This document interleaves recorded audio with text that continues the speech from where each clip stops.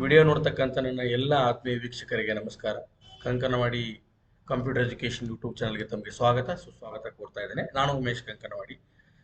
ಆತ್ಮೀಯ ಮಿತ್ರರೇ, ಇವತ್ತಿನ ಯೂಟ್ಯೂಬ್ ಚಾನಲ್ನಲ್ಲಿ ನಾನು ತಮಗೆ ಏನು ತಿಳಿಸ್ಕೊಡಕ್ಕೆ ಬಂದಿದ್ದೀನಿ ಅಂತಂದ್ರೆ, ಜಾಬ್ ರಿಕ್ರೂಟ್ಮೆಂಟ್ಗಳಲ್ಲಿ ಎಲ್ಲೆಲ್ಲಿ ಜಾಬ್ ರಿಕ್ರೂಟ್ಮೆಂಟ್ ಆಗಿದೆ ಅಂತಕ್ಕಂಥದ್ದನ್ನ ತಮಗೆ ತಿಳಿಸ್ಕೊಡೋ ಪ್ರಯತ್ನ ಮಾಡ್ತಾ ಇದ್ದೀನಿ. ಅದರಲ್ಲಿ KVS ಮತ್ತು NVS ರಿಕ್ರೂಟ್ಮೆಂಟ್ 2025 ಅಂದರೆ KVS ಕೇಂದ್ರೀಯ ವಿದ್ಯಾಲಯ ಸಂಘಟನಾ ನವೋದಯ ವಿದ್ಯಾಲಯ ಸಮಿತಿಯಲ್ಲಿ ಅಪ್ಲಿಕೇಶನ್ ಕೂಡ ಕಾಲ್ ಫಾರ್ಮ್ ಆಗಿದೆ.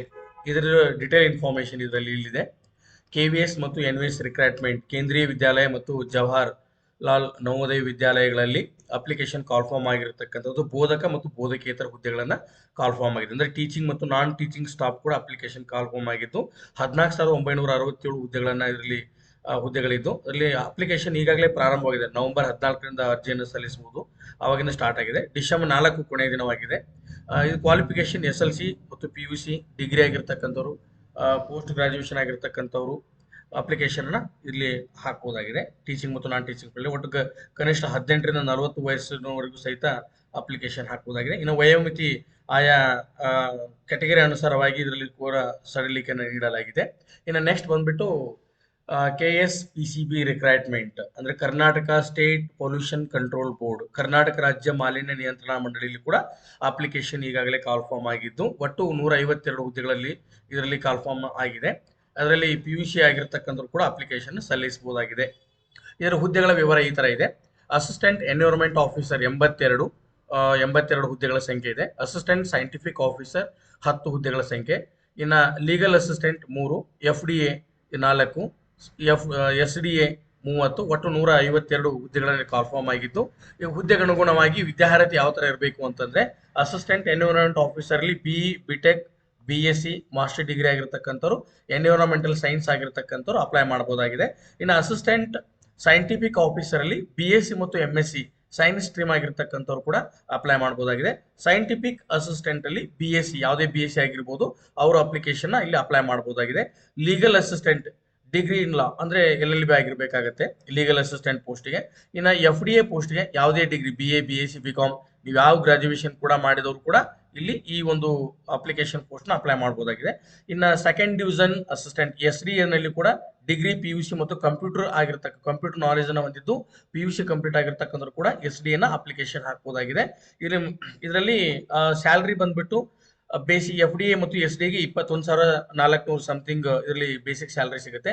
ಅಸಿಸ್ಟೆಂಟ್ ಎನ್ವೈರನ್ಮೆಂಟ್ ಆಫೀಸರ್ಗೆ 43,100, ಸೈಂಟಿಫಿಕ್ ಅಂಡ್ ಟೆಕ್ನಿಕಲ್ ಪೋಸ್ಟ್ಗೆ 37,900, ಲೀಗಲ್ ಅಸಿಸ್ಟೆಂಟ್ 43,100 ಈ ತರ ಸ್ಯಾಲರಿನ ವೇತನವನ್ನ ಪಡಿಬಹುದಾಗಿದೆ. ಇನ್ನ ನೇಮಕಾತಿ ಪ್ರಕ್ರಿಯೆ ಯಾವ ತರ ಇರ್ತದೆ ಅಂತಂದ್ರೆ, ಲಿಖಿತ ಪರೀಕ್ಷೆಗಳ ಆಧಾರದ ಮೇಲೆ, ಮೆರಿಟ್ ಲಿಸ್ಟ್ ನ ಆಧಾರದ ಮೇಲೆ ಡಾಕ್ಯುಮೆಂಟ್ ವೆರಿಫಿಕೇಶನ್, ಇಂಟರ್ವ್ಯೂ ಪ್ರೋಸೆಸ್ ಈ ರೀತಿ ಸೆಲೆಕ್ಷನ್ ಆಗುತ್ತೆ.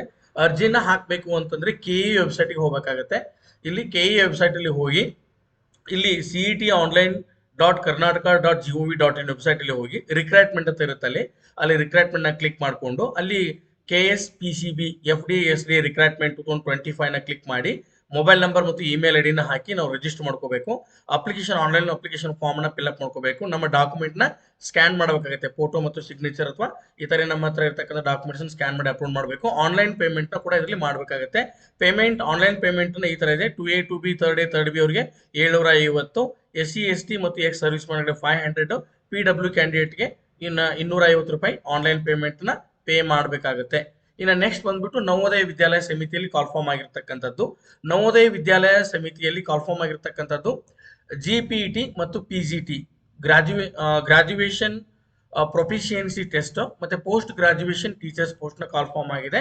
ಅದರಲ್ಲಿ ಒಟ್ಟು 5,700ಕ್ಕೂ ಹೆಚ್ಚು ಬೋಧಕ ಮತ್ತು ಬೋಧಕೇತರ ಹುದ್ದೆಗಳನ್ನ ಕಾಲ್ ಫಾರ್ಮ್ ಆಗಿದ್ದು, ಅಂದ್ರೆ ಟೀಚಿಂಗ್ ಮತ್ತು ನಾನ್ ಟೀಚಿಂಗ್ ಸ್ಟಾಫ್ ಕೂಡ ಕಾಲ್ ಫಾರ್ಮ್, ಟೀಚಿಂಗ್ ಮತ್ತು ನಾನ್ ಟೀಚಿಂಗ್ ಕೂಡ ಅಪ್ಲಿಕೇಶನ್ ಕಾಲ್ ಫಾರ್ಮ್ ಆಗಿದೆ. ಇದರಲ್ಲಿ CBSE ನೇಮಕಾತಿ ಪ್ರಕ್ರಿಯೆಯನ್ನ ನಡೆಸುತ್ತೆ ಇದರಲ್ಲಿ. ಇನ್ನು ನೆಕ್ಸ್ಟ್ ಬಂದ್ಬಿಟ್ಟು ಸಿಮುಲ್ ರಿಕ್ರೂಟ್ಮೆಂಟ್ ಅಂದ್ರೆ ಮಿಲ್ಕ್ ಫೆಡರೇಷನ್ ಅಂತ ಹೇಳಿ ಕರಿತೀವಿ. District cooperative milk produce society union limited ಅಲ್ಲಿ ಕೂಡ ಅಪ್ಲಿಕೇಶನ್ ಕಾಲ್ ಫಾರ್ಮ್ ಆಗಿದೆ. ಶಿವಮೊಗ್ಗ, ದಾವಣಗೆರೆ ಡಿಸ್ಟಿಕ್ ಅಲ್ಲಿ ಇದರಲ್ಲಿ ಕೂಡ ಅಪ್ಲಿಕೇಶನ್ ಹಾಕಬಹುದಾಗಿದೆ. ಅಪ್ಲಿಕೇಶನ್ ಹಾಕಿರ್ತಕ್ಕ PUC ಡಿಗ್ರಿ ಆಗಿರ್ತಕ್ಕಂಥ ಕೂಡ ಅಪ್ಲಿಕೇಶನ್ ಹಾಕಬಹುದು. ಅಪ್ಲಿಕೇಶನ್ ಈಗಲೇ 14ರಿಂದ ಪ್ರಾರಂಭವಾಗಿದ್ದು ಇದರ ಅಪ್ಲಿಕೇಶನ್ ನೆಕ್ಸ್ಟ್ ಇನ್ನೇನು ಶಾರ್ಟ್ಲಿ ಮುಗಿಯಲಿದೆ. ಈ ತಿಂಗಳು 30 ತಾರೀಕು ಕ್ಲೋಸ್ ಆಗುತ್ತೆ. ಇನ್ನ BWSSB recruitment Bangalore water supply and sewerage board ಆಗ್ಲೇ ಹೇಳಿದ್ದಲ್ಲ, ಅದು ಕೂಡ ಅಪ್ಲಿಕೇಶನ್ ಹಾಕ್ಬೋದಾಗಿದೆ. ಇನ್ನು DHFWS ಕೊಪ್ಪಳ ರಿಕ್ರೂಟ್ಮೆಂಟ್ ಅದರಲ್ಲಿ ಕೂಡ ಕಾಲ್ ಫಾರ್ಮ್ ಆಗಿದೆ ಡಿಸ್ಟ್ರಿಕ್ಟ್ ಹಾಸ್ಪಿಟಲ್. ಇನ್ನು KE ಆಗಲೇ FDSD ಆಗಲೇ ನಾನು ಡಿಸ್ಕಸ್ ಮಾಡಿದ್ರ ಬಗ್ಗೆ ಅಲ್ಲಿ ಕೂಡ ಅಪ್ಲಿಕೇಶನ್ ಹಾಕ್ಬೋದಾಗಿದೆ. ಇನ್ನು ನೆಕ್ಸ್ಟ್ ಬಂದ್ಬಿಟ್ಟು ರೈಲ್ವೆ ರಿಕ್ರೂಟ್ಮೆಂಟ್ ಬೋರ್ಡ್ ಅಲ್ಲಿ PUC ಮತ್ತು ಡಿಗ್ರಿ ಆಗಿರ್ತಕ್ಕಂಥವ್ರು RRB ಅಪ್ಲಿಕೇಶನ್ ಕಾಲ್ ಫಾರ್ಮ್ ಆಗಿದೆ. ರೈಲ್ವೆ ರಿಕ್ರೂಟ್ಮೆಂಟ್ ಬೋರ್ಡ್ ಅಲ್ಲಿ ಇಲ್ಲಿ traffic assistant, station master, other application post ಕೂಡ ಅಪ್ಲೈ ಕೂಡ ಮಾಡಬಹುದಾಗಿದೆ. ಇನ್ನು ಅಪ್ಲಿಕೇಶನ್ ಬಂದ್ಬಿಟ್ಟು ಇಲ್ಲಿ ಅಪ್ಲಿಕೇಶನ್ ಪ್ರಾರಂಭವಾಗಿರ್ತಕ್ಕಂಥದ್ದು 30/11/2025 ಸಾರಿ ಕ್ಲೋಸ್ ಡೇಟ್ ಅಂದ್ರೆ ಅಪ್ಲಿಕೇಶನ್ ಈಗಾಗಲೇ ಪ್ರಾರಂಭವಾಗಿದೆ. 30ನೇ ತಾರೀಕಿಗೆ ಅಪ್ಲಿಕೇಶನ್ ಕ್ಲೋಸ್ ಆಗುತ್ತೆ. ಇದರಲ್ಲಿ non technical population category under graduation PUC ಆಗಿರ್ತಕ್ಕಂಥವ್ರು ಇದನ್ನ ಇಲ್ಲಿ ಅಪ್ಲೈ ಮಾಡಬೇಕಾಗುತ್ತೆ.